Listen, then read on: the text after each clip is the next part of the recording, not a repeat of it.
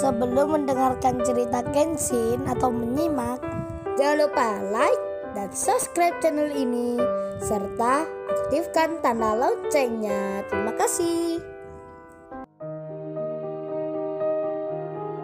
Kisah pemuda kaya, anak bos besar, pemilik 73 perusahaan yang menjadi cleaning service. Episode 725.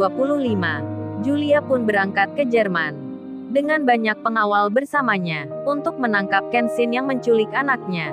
Mr. Satan kardus papanya di dalam pesawat bicara pada bawahannya. "Oh ya, kalian nanti kalau sudah melihat pemuda kemarin yang menculik Diana, segera tangkap, tak perlu banyak bicara. Masalah hukum di sana bisa diselesaikan dengan Pak Dubes kita nantinya.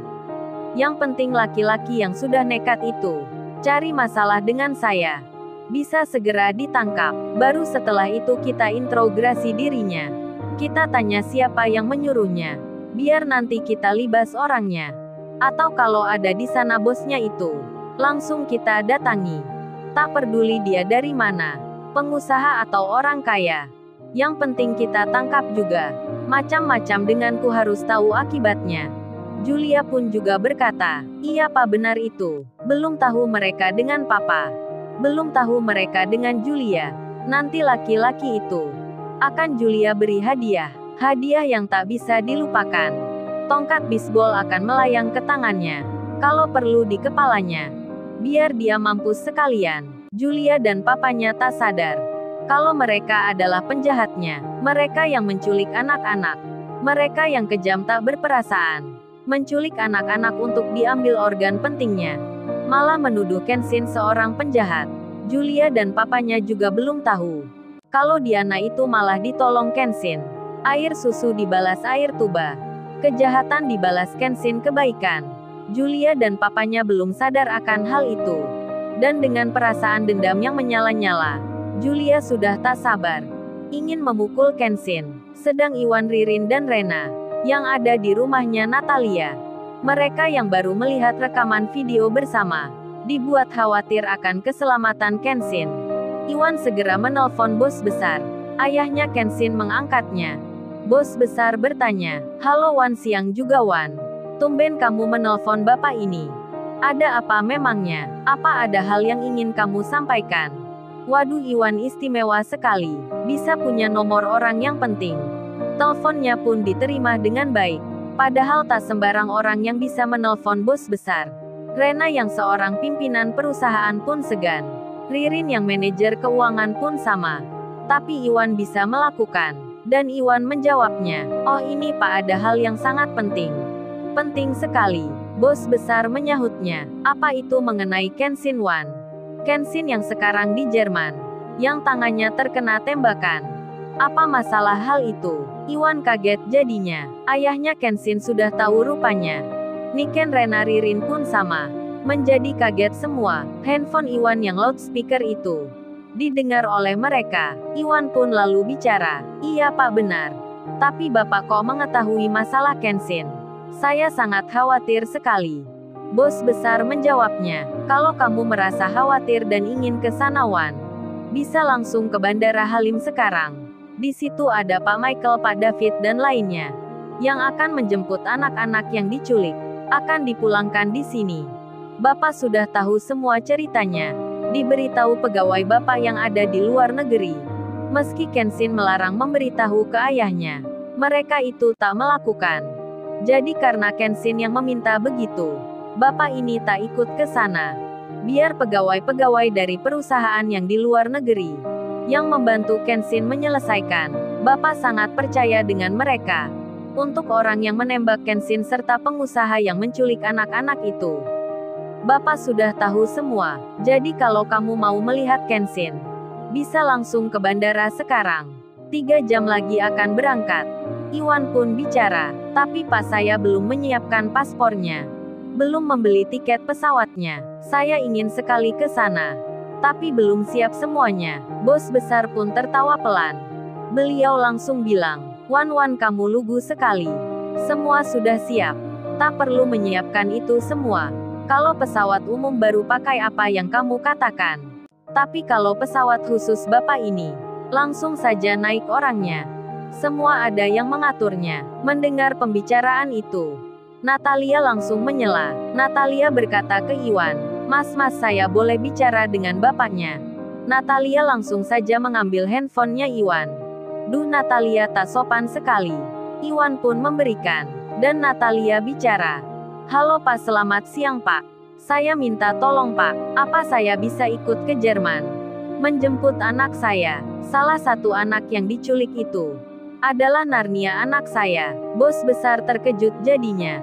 Suara Iwan berganti wanita. Bos besar pun menjawabnya, "Oh, jadi Iwan sekarang ada di rumahnya orang tua dari anak yang diculik itu. Bisa-bisa silahkan ikut saja. Tak mengapa Anda ikut ke sana. Malah lebih baik nantinya, anaknya bisa bertemu orang tuanya langsung. Kalau ada lagi yang menjadi korban penculikan, yang nama anaknya sudah pasti ada di sana. Bisa diajak pula ke Jerman. Bersama keluarganya pun tak mengapa.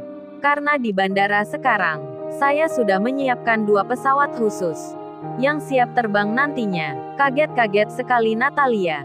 Keinginannya dikabulkan. Rena, Niken, Ririn pun sama.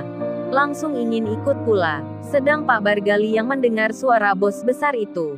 Pak Bargali pun sangat-sangat segan sekali. Karena belum hilang rasa takutnya. Perusahaannya yang kemarin bisa dibangkrutkan dalam sekejap oleh bos besar yang bicara itu. Meskipun demikian, Pak Bargali sangat senang sekali bisa menjemput Narnia cucunya, bisa ikut terbang ke Jerman. Mereka pun segera bersiap-siap. Ririn langsung saja menelpon Wati temannya. Ririn berkata, "Wati, kamu harus ikut aku ke Jerman. Kamu siapkan bajumu. Kita akan menjemput anakmu di sana." Wati kaget sekali jadinya. Tak ada hujan, tak ada angin. Ririn mengajak ke Jerman. Wati sangat tak percaya. Keluar negeri, Ririn bicaranya ringan sekali. Wati pun bertanya. Ririn menjawabnya, "Sudah Wati, tak ada waktu kamu bertanya. Entar aku jemput kamu di rumah. Langsung kita ke bandara." Hal yang sama pun dilakukan Rena. Rena menelpon Anggun. Rena sudah tahu nomor handphonenya. Karena tadi sudah saling bicara di aplikasi Zoom itu. Rena berkata, "Oh ya Mbak Anggun, kita mau ke Jerman sekarang. Mau menjemput anak-anak yang di sana.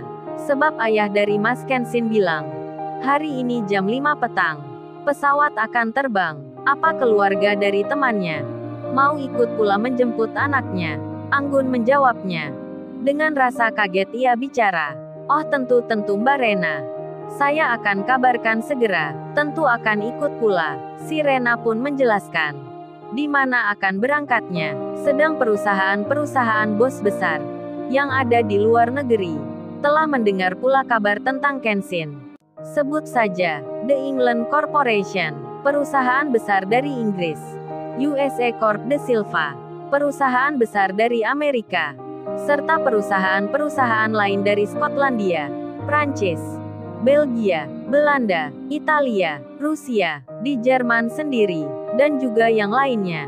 Datang dengan membawa pesawat-pesawat perusahaan sendiri yang akan landing di bandara yang sama, Bandara Internasional Frankfurte, yang ada di Jerman, yang dekat dengan rumah sakit di mana Kensin berada. Termasuk pula pesawat yang dinaiki Julia dan papanya. Akan turun dan berhenti pula di situ. Julia pun sempat bicara. "Papa sepertinya nanti, hanya papa saja, yang datang ke Jerman dengan jet private perusahaan milik papa. Pasti banyak orang yang akan melihat kita nanti. Tapi beruntung sekali penjahat yang menculik Diana itu. Pemuda cleaning service yang brengsek dan kurang ajar itu. Nanti kita tangkap bisa naik jet private milik papa ini. Orang kaya pun tak banyak yang bisa naik pesawat pribadi. Malah dia yang miskin itu akan naik ke sini." Papanya pun menjawabnya. "Ya gimana lagi Julia, kan kita mau menginterogasinya. Bertanya-tanya nanti padanya, daripada dibawa polisi Jerman. Mending dinaikkan di sini.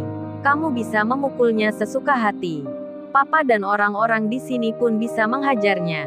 Jadi anggap saja dia naik pesawat papa. Bayarnya kita hajar ramai-ramai. Kalau perlu kita buang saja dia itu nanti ke laut." Papanya tertawa. Julia menjawabnya, "Iya Pak, benar itu. Biar dimakan hiu sekalian. Julia sudah tak sabar sekali. Ingin memukul mukanya. Julia dan papanya pun masih dalam perjalanan. Tentu saja Julia tak akan menyangka tentang Kenshin siapa yang kini didatangi oleh bos-bos perusahaan dari berbagai belahan dunia. Dan akhirnya, satu persatu pesawat perusahaan pun tiba di bandara yang disebutkan. Julia pun akan melihatnya. Lalu, bagaimana kisah selanjutnya? Subscribe channel ini untuk episode berikutnya. Terima kasih. Jangan lupa subscribe ya guys, dan tekan notifikasinya. Jangan lupa ya guys untuk